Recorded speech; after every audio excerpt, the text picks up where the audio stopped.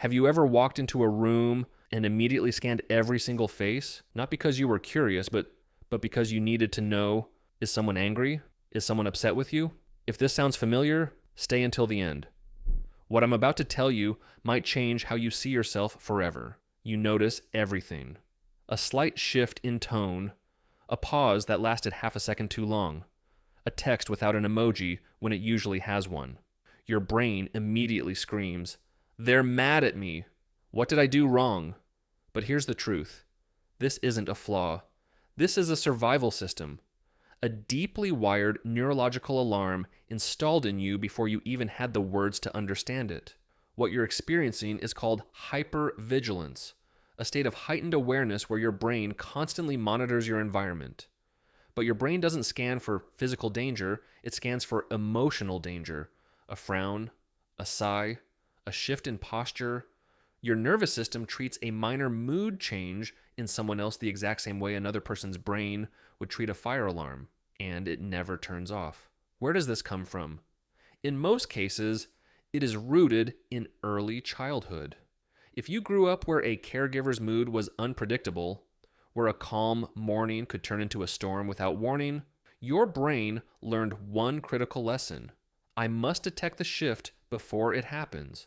My safety depends on it. You became an emotional weather forecaster.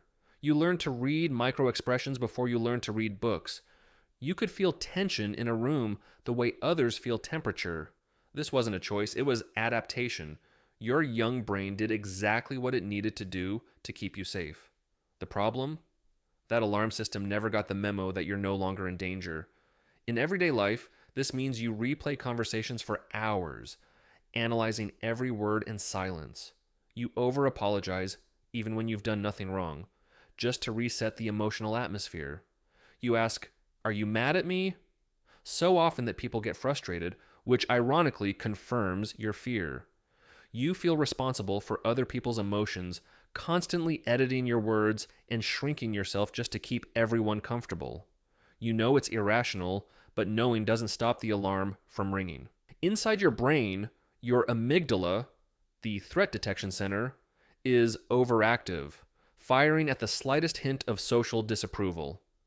Meanwhile, your prefrontal cortex, the rational part that says, "Relax, they're just tired," gets completely overridden.